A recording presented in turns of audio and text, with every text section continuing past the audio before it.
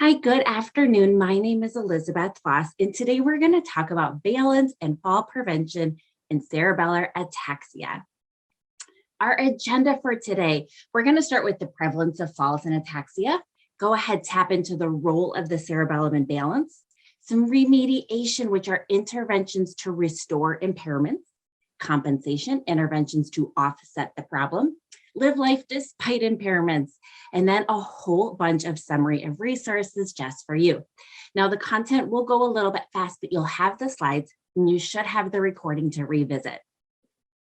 So let's start with ataxia and falls. In one study, 228 patients with spinocerebellar ataxia, whereas how many falls they've had in the past year. 73.6 report having at least one fall, and 74% report injury. Now, their study, 113 patients with spinocerebellar ataxia record their falls during a one-year diary. 84.1% report at least one fall. So if you're here, you're not alone. So why do we fall? Well, real quick, we have changes to the cerebellum. We have an altered integration of sensory systems. Sounds fancy schmancy. We'll go over that. Delayed balance recovery strategies, weakness, and fear of falling. So the cerebellum, it is this little guy in the back. I hope you like my little circle and drawing there. And it's lots of roles, but the ones we're going to cover are some of the main ones. We have motor planning and initiating our movements, balance, equilibrium, and posture. So let's start with motor planning. If you're a chocoholic, I hope you just woke up. So here we are reaching for the brownie. As you reach for that brownie, the muscles, the ligaments, the joints are talking to your brain and telling it exactly where it is in space. Your brain then needs to decide, is that where it's supposed to be? And if it's not, the cerebellum kicks in to correct our errors. So you can grab that brownie right away before everyone else does. That is called error-based learning because the cerebellum not only corrects our errors, but it remembers them to prevent those errors from reoccurring in the future.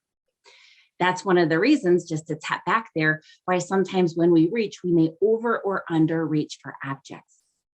Okay, it plays a huge role in balance, but here's one of the reasons it does, is we have these three balanced sensory systems, visual, somatosensory, and vestibular. They sound so fancy, but basically our eyes, the feeling of our limbs, and this balance system in the inner ear all kick in, and it talks to the brain and tells the brain where the heck we are in space in the world around us. All of that information goes to the cerebellum.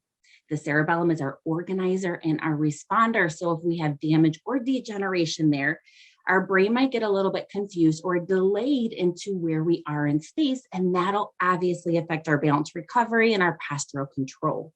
If you want to learn more about the sensory systems, because we don't have a lot of time here, there's a whole video for you on the right, the role of these sensory systems in maintaining balance. Okay. Not only, so one of those systems I just mentioned is that vestibular system. It's a balance system in the inner ear. Once again, it tells the brain where we are in relation to gravity, okay? Centrally mediates all that. So when we have impairments here, we have dizziness. And there's a whole video on that if you want to learn more. Muscle weakness. Now this goes for all of us. We have two types of muscle fibers. Type 1 are endurance and type 2 are power. As we all age, we lose those type 2 muscle fibers faster. And this is so important because we need those type 2, those power muscle fibers to go from sitting to standing to regain our balance. So this is a huge contributor to falls as well. Another contributor is our fear of falling. And this is so common, okay? So we have this fear, so we do less, which increases our weakness, and then that increases our risk. So it's a very common cycle we all find ourselves in, but it is a huge contributor to falls. Okay, so that's the problem. Well, okay, what can we do about it, right? That's why we're here. So we have two umbrella things we're gonna go over, categories. Remediation, once again, what can we do to restore these problems? And compensation, interventions to offset that problem. We're gonna spend more time in the first category, remediation. Okay, what can we do to fix the problem? Well, can we fix the problem? We'll start with that. So there are two umbrella terms for ataxia. We have acquired. This is caused by an external factor, such as a stroke, brain injury, or cancer. It's acquired. Then we have inherited. This is a genetic, hereditary, often progressive, degenerative cause. So those two categories are important because they play a different role here. So we're going to start with the first one. Can exercise even be effective for an acquired ataxia? Yes. Okay. And this is through neuroplasticity. If you've heard that word before, you can say it to sound smart now that you know. But basically, it's the brain's ability to grow new neural networks, create new connections, because people will say, I had a stroke, I have brain damage. And those are really difficult words to cope and receive and claim. But that damage is going to be there, but you can create new networks around it. Okay, now ready for the big question? Oh, wait, this is not the big question. I'm sorry. Here's one of the many studies for rehabilitation for an acquired ataxia, substantial improvements. This is pretty undisputable. So that's why, here we go, the big question. Can exercise improve balance in progressive degenerative ataxias? Okay, so let's listen for just a minute. One of the biggest, not one of the biggest, but another difference between acquired and progressive ataxias is often is the key word, with acquired ataxias, there may be damage to part of the cerebellum, okay? In which case those intact regions can compensate for those damaged ones. In contrast, when we have a degenerative ataxia, often it affects the entire cerebellum, okay? So can coordination, exercise, balance training be effective for those progressive ataxias caused by diffuse degeneration in the entire cerebellum? On the bottom of this little investigation, Dr. Ilgen Kallis and Doris Fritz, she's a physiotherapist in Germany, they investigated that question. You know what they found out? Yes. Exercise can also be effective for progressive and degenerative ataxias through that big fancy word, neuroplasticity. What was their study? Okay, here they are. This is the title. Intensive coordinative training improves motor performance in degenerative cerebellar disease. They had 16 participants. We're going to come back to this study, but here's the conclusion. In patients with cerebellar ataxia, coordinative training, ready? Improves motor performance and reduces ataxia symptoms, enabling them to achieve personal, meaningful goals in everyday life. We're going to come back to that study if you got excited about it. All right, so that's great. We talked about the problem. Can we fix the problem? Now, what can we do, right? So here's a whole bunch of modalities that we're going to go through. PT, OT, balance, core stability, coordination, extra games, dance, cycling, swimming, balance-based torso weighting, and whole body vibration. A lot, right? Okay, so here we are. We're going to start with PT and OT. Now, when it comes to PT and OT, here is one systematic review of 9 studies, and all of them report positive effects. Physiotherapy over a range of outcomes, okay? Now, there are tons of other studies. I put together 6 supplemental studies in the resource section, but here are 2 really amazing quotes. You ready? Listen with me. This particular work is exciting. That's me. And I couldn't make that word big enough, okay? Because it shows individuals with cerebellar damage can learn to improve their movements. Isn't that so exciting? Okay, are you ready for this one? A new avenue for improving motor skills and functional performance in a population of individuals. You ready? Previously thought to have little chance for motor recovery. I get really emotional because that is amazing, new, groundbreaking research. Okay, so why do people say I had PT and OT and it didn't help? Well, here's one of the reasons. Only 11% of therapists in this survey felt they had the expertise to treat ataxia patients. Nearly 20% of patients changed their therapist because they felt they did not receive appropriate guidance. And 20% may feel like a small number, but it's actually a really big number in terms of this particular question because people don't normally change therapists. So that's pretty telling. So why else may people not find benefits from PT and OT? Well, once again, there's that lack of clinical training and education. And I want to vouch for the PTs and OTs out there because I personally am an occupational therapist, and we just don't receive the education in our clinical education, continuing education courses. They just don't include it. But there's a lack of training there. And then on top of that, there's a lack of focus on balance and coordination, too much focus on strength training. And that really is essential for motor learning. Under challenging exercises. Exercises need to be challenging. And this isn't always our fault because there's this fancy word called liability now, where if I do too much with the patient to the point that, it hurts them in any ways, now I have to face liability. So it's a really tricky balance, but exercise need to be challenging. And then there's a lack of carryover outside of the clinic. Okay. So just to do therapy, go to a clinic a few times, 3 times a week, and then do nothing outside of that. We're not going to have that motor learning. So we need to receive. So that's where you ask for homework, and then you need to do the homework. Okay. Vestibular rehabilitation. This piggybacks off physical therapy because we talked about the vestibular system briefly, and vestibular rehabilitation has been shown to be effective for cerebellar ataxias. There are 3 supplemental studies in the resource section I put there for you. Studies show reduced dizziness and falls. If you want to learn more, here's a whole video just for you. Okay, balance training. Everyone woke up for this section, right? We're going to talk a lot about this, but when it comes to balance training, here's 3 avenues that would help. All right, fancy smancy, we'll talk about this. Proprioceptive loading, sensory motor adaptation, balance strategies. Here's also a whole video called Let's Talk Balance if you want to know more about your balance. Okay, when it comes to ataxia, we often have a reduction in trunk position sense. Once again, where our limbs are and where our trunk is in space. So you remember reaching for that brownie, right? If you reach really fast because you want to beat everyone to get that brownie, right? You reach really fast. Your proprioceptive system isn't really being challenged because you reach so fast. It wasn't, you're not challenging the brain to orient itself to where that limb is in space.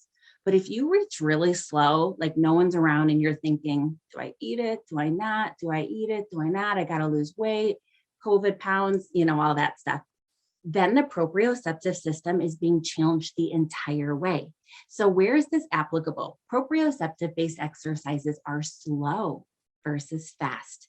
So Tai Chi is a fantastic modality. Yoga and Pilates are a few great avenues for proprioceptive-based exercises. If you're looking for resources, there's tons of amazing ones on YouTube. Here are 2 that I did create. If you're looking, they're Tai Chi inspired. Okay. So fancy sensory motor adaptation. Basically, we have those 3 sensory systems. We can challenge each one to by taking away some and force the cerebellum to improve its ability to organize all of that information. Okay, so this is something that can be done through PT, OT, or sometimes people get balance pads for their house, eyes closed, head turns.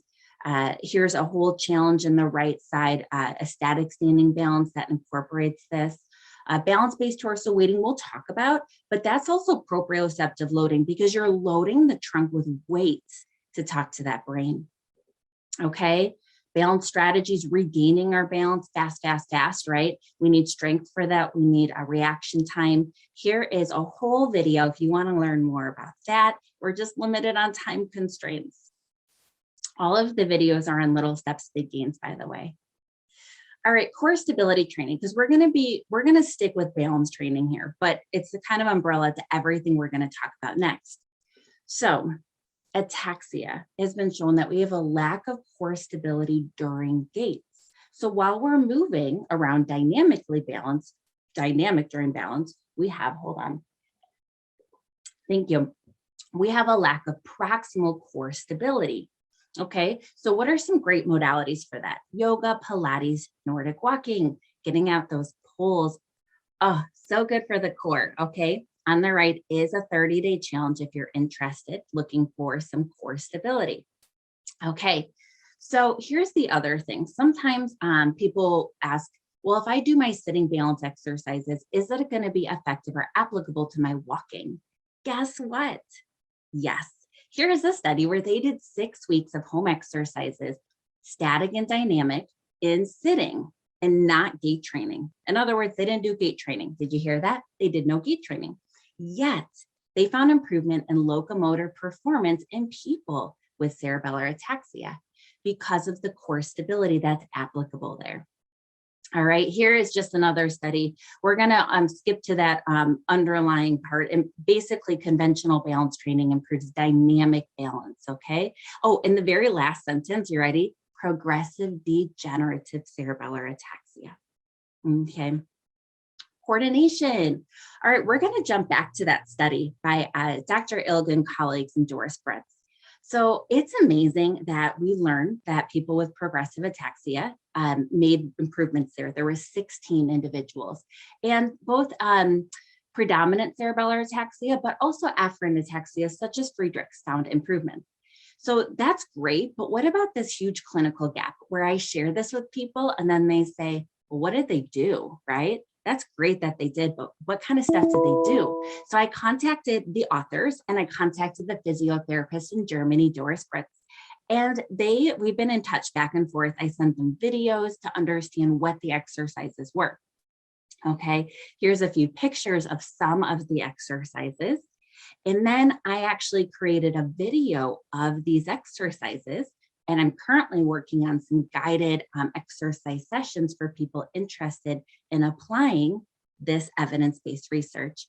If you're interested, it's on Little Steps, Big Gains, Intensive Coordinative Training for Ataxia. Very exciting, right? Okay, so that's for gross motor. So here we are with fine motor, tremors.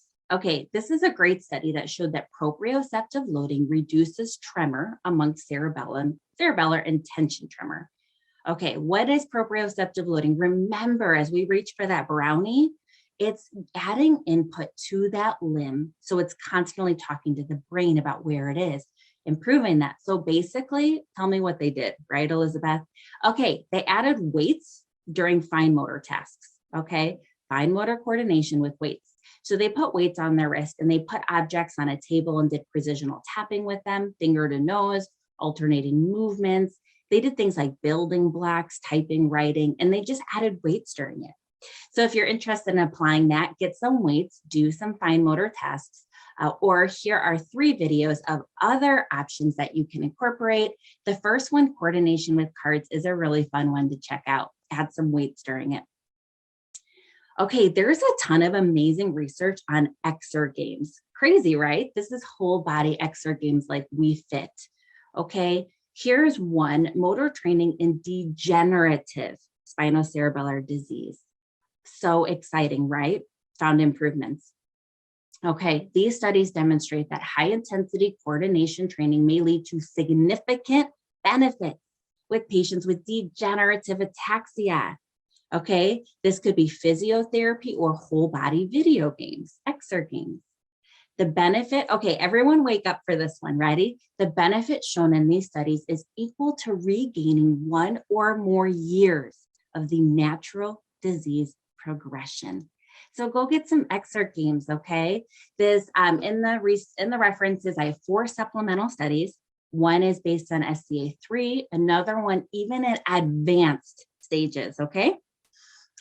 Children, there's one with kids, children, teenagers is a great resource. And then there's a virtual reality guided, okay? And those are coming down in price. Okay, dance. There is research on dance, partner dance, a suitable alternative. This is a fantastic resource, dancing. You can jump into researching or Googling or YouTubing, Zumba, line dancing, Latin dancing. There's a lot of options to tap into this modality. Here's one for children. If you have a child with ataxia, maybe check out some dance as a resource. Cycling. Cycling's obviously a very common modality. Is it effective for ataxia? Yes. This is a 4-week cycling regimen. And I'm going to get all nerdy here. Ready? Normalize the modulation of reciprocal inhibition. Okay, fancy, right? What does that mean? Okay. It's applicable to coordinative training. They found great benefits from 4 weeks of cycling. That's a great thing to tap into. You can get a regular bike and then I think the Peloton app is $12.99, or YouTube cycling classes for fun. Treadmill training. Now, this is actually a word of caution because there's the study that looked at rehabilitation of gaits in patients with acute cerebellar stroke. All right, read this. Treadmill training did not show significant effects. I'm not saying don't jump on the treadmill, but maybe mix it up. Add wrist weights, TheraBand, Nordic walking outside with those poles, really, really good. Okay, just a caution there. Do treadmill training, but mix it up. Swimming, popular modality. Yes, there is research. It's a safe and viable alternative to gait training because of the risk of falls. However, here I do encourage people to incorporate water and land because most of us live on land. So the application there, I just recommend balancing it out for balance, right? Wink, wink. Balance-based torso weighting, whole body vibration. Briefly here, there's research on both of these. Adding that weighted vest during balance training, whole body vibration, doing exercise on a vibratory plate. That is some of the modalities here we went through. And I know it was so fast because of time here, but all of these modalities have research to support them for application. Okay, so that was remediation. Compensation is what can we do to offset this problem? Okay, if you hung out with me for Ataxia Hacks, we went through so many fantastic resources for fall prevention. Here's a few we went through: assisted devices, adapted equipment, activity modification. If you missed it, jump back and go ahead and look at the slides or the video, because that is where a lot of these compensatory strategies we already went through. Okay, adding weight to the walker, that's like a proprioceptive loading technique, adding more input. What kind of device? Really, I recommend getting that PT referral. Fall prevention, you can get walker trays, walker glides, cup holders. Adapted equipment, we have bathtub transfer benches, shower chairs, toilet safety frames for fall prevention. Bathing, we want to think about the floor. So we have non-slip grip strips. Gorilla Grip is the only shower mat I found to be somewhat safe. So be careful with shower mats. Shower or water shoes. Toileting, you may want to think of safety during the night, especially for us ladies. Bedside commode. For odor, you can get an automatic air freshener, maybe spice up the room. And then safety during the night, timers, clapper lights, voice activated, motion censored, strip lighting like a movie theater in your bedroom, bottom right, toilet bowl lights, change up the color too. Safety, once again, non-slip floor adhesives, really work on fall prevention there. Grab bars, the bottom right I mentioned in Ataxia Hacks, flip up grab bars are great, especially for the garage. Grip strips. All right, resources. So here is YouTube Little Steps Big Gains, has a ton of resources on, there's a bunch of exercise programs. There's a bunch of educational videos just because of our time constraints here. More educational videos. And then the evidence. If you're a nerd like I am, you can spend some time looking through all of these. There's over 20 slides, 30 studies in this presentation. You ready? This is what you can go through. And if you're a nerd, you're getting exciting because you get to go back and read all of that. Supports everything we talked about, okay? So in this presentation, which I was so blessed to be here with you, we talked about the prevalence of falls, the role of the cerebellum, remediation, compensation, and for those nerds out here, you have a whole summary of resources. I want to thank you, and I also want to ask a favor of you. I want to ask that so many times we are provided with the reality of this disease, but we're not provided with the research. And so if you could spread the research out there, give people the hope of what the research really says. Okay. And so if you could bookmark this presentation to share with people, give them a little bit more of a foundation of the evidence based on their disease, that would really help this entire community. So thank you so much for having me. I am so blessed to be here. And I hope that you found this presentation informative just for you. Welcome, everyone, and thanks for joining us. Elizabeth, thank you so much. That was great information. My dad actually has Parkinson's, so I will be sharing this with him because he's been having some trouble with falls. So, okay, most definitely. Appreciate the information. For those of you that asked about the link to the YouTube channel, I did pop that in the chat, so feel free to check that. And then also we have about 19 minutes for some Q&A. So if you have any questions that came up or that you thought of on the topic, submit that with the Q&A option down in your menu. And we will try and get to as many of those as we can. Let's see, we did get a couple that came in while you were giving the presentation, so we'll jump right in if that's okay. How many hours per day of intensive training is needed to see any benefits with SCA according to the studies? That's a fantastic question. Of course, every study is different. Many of them had 3 to 4 times, I should say 3 to 5 times a week. With the outpatient physical therapy sessions were usually an hour. I think the thing that is key for ataxia is knowing your body and knowing when you do need to rest. I'm a big proponent of listening. Studies show that if you fatigue your muscles, especially the plantar flexors, those calf muscles, when you fatigue those, you are at a higher risk for falls automatically. And I could pull up there's multiple studies on that. So something to be aware of if you're doing intensive coordinative training to answer this question. If you're like, I'm going to do this an hour a day, just be cautious because you may fatigue those muscles and you actually may be at a higher risk after, and you actually may feel more off balance initially because there is a kind of an adaptation process there where the muscles are going to kind of catch up with it. So something to be aware of, according to the research, once again, a lot of the sessions were about an hour, 3 to 5 times a week. Most definitely listen to your body. Great. And then, so I did get one question about the presentation that is already available on the platform, I believe. So from the schedule, if you click the session, it should have a link to the presentation that was shown in the video as well. So just wanted to answer that one quickly. Let's move on to the next one. What is the whole body vibration? Yeah, fantastic. So I have 3 studies that I found for specifically cerebellar ataxias where they were doing exercises on a vibration plate. I could look a little bit more in depth about what the actual exercises were. I think one of them was more or less just some weightlifting while on there. I apologize. With those, I didn't dig as deep to look at the protocol as much as to see, is there evidence to support this? Because I have had multiple people with ataxia at home report benefits from it. And then of course, I'm kind of a nerd, of course. So I like to go see, well, what does the research say? Is this just all, placebo? But no, there is research to support it. I'm happy to, if I didn't in there, I'm happy if anybody wants to email me, I can send you those research articles and I could maybe reach out to the authors and get a little more information on what they did on the vibration plate.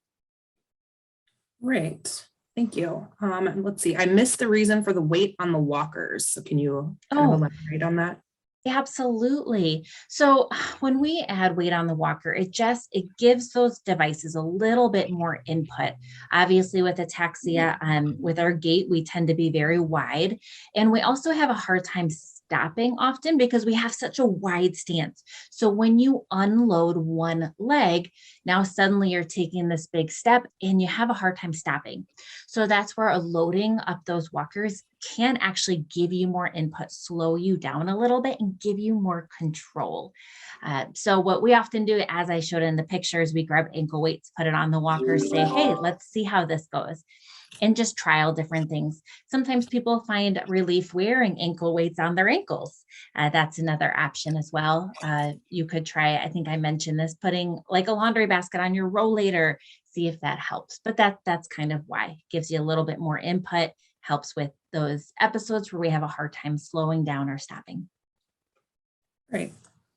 I've got a person that said, sometimes I have a case of the dropsies where something will just slip out of my hands. I do not drop things like cups or silverware when eating, but could this be related to ataxia, like dropping my phone or my keys? And if it is related, are there things that I can do to exercise my hand coordination to prevent dropping things?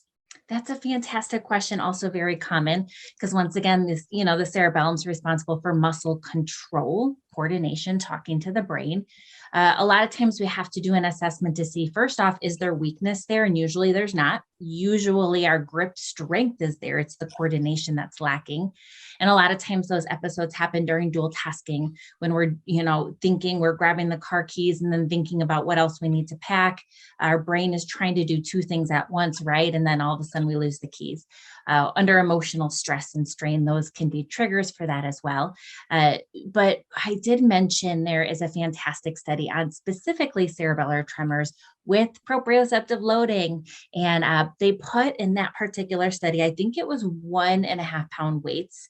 They had kilograms and I was doing the conversion.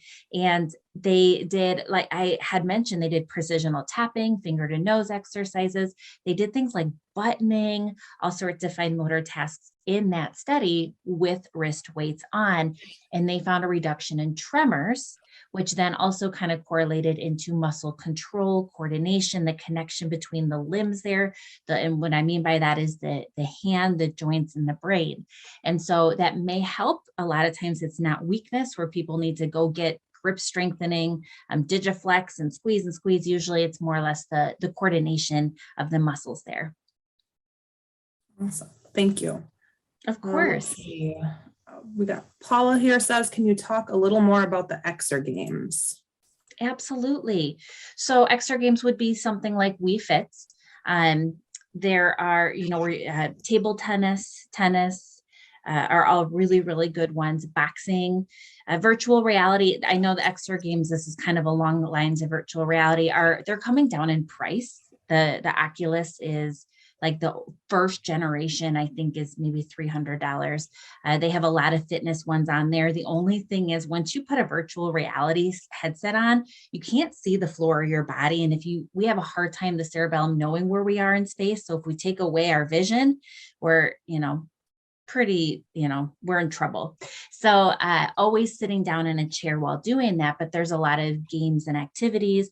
Like I said, boxing, table tennis, anything with coordination, hand-eye, all those types of things. But I was really surprised at all of the research they're supporting it, and it makes sense with the coordination training component.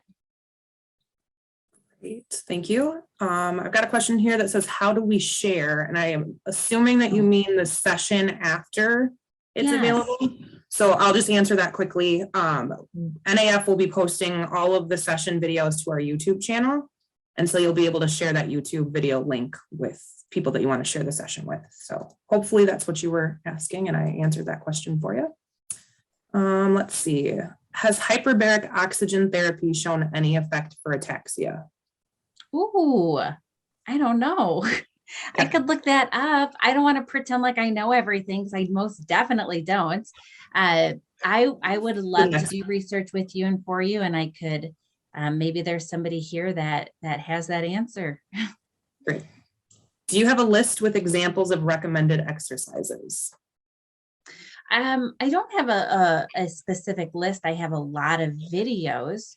Usually, it kind of depends where you are.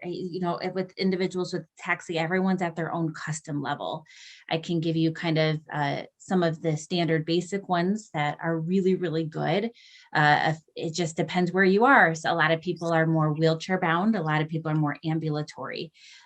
So it really requires getting to know you, seeing what your particular capabilities are. But there are a lot of videos I have created both in sitting and standing to find that just right challenge. A lot of yoga videos are sitting or standing, Pilates. Those are all really fantastic modalities. I hope that kind of helps. Great. And then we've got several questions that have come in kind of on the same topic about the time of day that you recommend workouts. What time of day do you recommend them? And one person asked, do you recommend workouts in the morning? Great questions. I think usually people perform best in the morning, but once again, be very cautious because if you kind of tap out all of your energy, you may struggle for the rest of the day. So really understanding what you have going on for the rest of the day. If you have errands to run, if you have a family gathering, you may want to conserve your energy for that. Another thing is I do encourage you once again to listen to your body. So maybe instead of doing an hour, maybe splitting it up and doing 10 to 15 minutes in the morning, 10 to 15 minutes in the evening, splitting it up. It's a tricky balance about knowing your body when you have the energy to perform and follow through. But then once again, be aware that after you wear yourself out, maybe save time to take a nap. Take it easy, give your body time to recover and recuperate. All right. And then someone asked for the link to your YouTube video. So I'm just sharing that again. So it should be fresh in the chat if you were looking for that. Let's see. What is the relationship between strength and balance? Great question as well.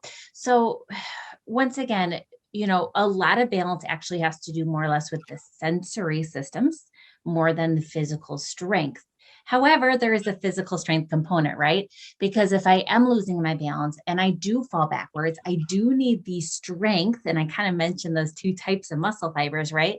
The type 2 are the power muscle fibers. They have to be strong enough when I tip back to take my whole body back forwards, bringing my body back into midline again.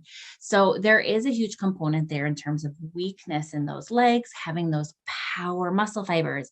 Lunges and squats are great for those things. But most of the time with ataxia, people don't struggle with strength as much as coordination. And with that, those three sensory systems, the visual system, the somatosensory system, and the vestibular system, all three of those are talking to the brain and telling it where it is in space. And that cerebellum's having a hard time integrating all of that information. And it's not organizing it. And our body is delayed and we get a little confused as to where we are. We may get dizzy. So there's a lot more of the sensory component than there is the muscular component. However, strength training is also very important for when we lose our balance. We absolutely need the strength there. Awesome. Do you recommend any exercises for footwork? Oh, great question. One of the best exercises that once again, these are tough questions in general, because normally you meet an individual, you do their evaluation and their assessment to answer a specific question like this. Because a lot of times short foot exercises are really helpful. Short foot exercises when you, it's kind of like yoga toes, but when you take off your shoes, or you can do it in your shoes, and you take your toes and you curl them in. However, once again, sometimes with people with ataxia, when they struggle with spasticity, that's not a good exercise for them. But short foot exercises are good for the plantar receptors at the bottom of the feet. We have plantar receptors. We have a density down there that often decreases as we age. And 70% of those plantar receptors are dedicated towards vibration. So when you walk, it gives information to your brain. And so to help maintain that density, short foot exercises are often very effective. But once again, that's a difficult question for me just to recommend everyone go do short foot exercises without actually meeting you. That makes it a little tricky. Gotcha. All right. This person says, sometimes seems a bit catch-22. Exercise and risk of fall. Maybe have someone with me before standing or transferring, but not always easy to wait for someone and stay seated and stay safe, but then lose strength. Do you have any comments or suggestions? No, absolutely. That's so common because what happens when people are overconfident is they try to do things that we may not be capable of when we fall. But here's the flip side, underconfidence. When people are so afraid that they don't do things, and when we don't do things, we become more immobile and we just get more afraid. And so there's a tricky balance there. And I think that's where assisted devices come into play, and taking it slow once we stand up, really working on shifting that center of gravity. Really, I think a lot of, once again, balance programs are really effective for helping us get our stability. You're so not alone in that though, because it is so difficult to wait, and just to constantly, know that I should put my safety first. But my goodness, I've got things to do, places to go. All right, we've got about 5 minutes left, so we'll try and get Okay. through. There's quite a few more questions. We may not get to all of them. With sit to stand and reverse, my knees go out and I have pain. So then what exercises can help with knees? My knees go out, as in perhaps buckling. Yeah, I would assume Okay. so. Okay, thank you. Squats are going to be fantastic. One of the great exercises people will do is something called power ups. So this is where you stand up as fast as you can with power. And if you have to use your hands, use your hands. If you don't need to, or maybe do one hand or no hands or hold a medicine ball. So you can kind of start off, with the basics of pushing up with your arms and then slowly, find the right challenge that works for you. So power up as fast and powerful as you can, trying to use the legs. And then if you can, cross your arms, or if not, that's okay. Sit down really slow, maybe for a count of 5. Slowly lower yourself down. That eccentric training is going to challenge those muscles more than the concentric training. So that's slowly lowering into a chair. However, both modalities are great, both approaches. Squats are fantastic. It's just a lot of times people do squats incorrectly, where they lift up their heels and the knees actually go over the toes, and that's not good for your knees at all. And so that's why I like sit to stands, because you do it more correctly. And if you are going to do a squat, sometimes I put a chair behind someone and I say, I want you to stick your butt out, hip hinge, as if you were going to sit down, but don't sit down. And so you can work on that as well. Great. Is there an exercise that helps with the ability to turn quickly or to start walking after standing in one place for a while? Well, turning quickly is very tricky because what's going on there is the vestibular system is in the inner ear. It's a balance system, and it's really responsible for talking to the brain during positional changes and head turns.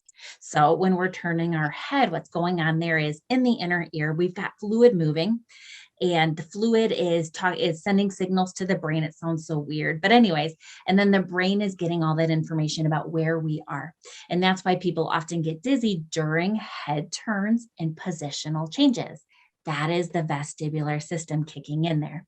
So it is tricky because, unfortunately, since that's more of a sensory thing, where vestibular rehabilitation, seeing a specialist to work on that, or just taking it slow, maybe one of those things where people have to turn, stabilize your gaze, your head, wait for any dizziness to go down. It may be more of a compensatory technique where you just kind of take it slow more than anything. I don't know if that helps. Why do we tend to fall backwards, and is there a strategy to compensate? Great question. A lot of times we fall backwards, well, for multiple reasons. A lot of times it's the sensory input down there, not sending signals fast enough to our brain okay, so when I'm going back, the pressure in my heels is talking to my brain and saying, hey, you're falling back.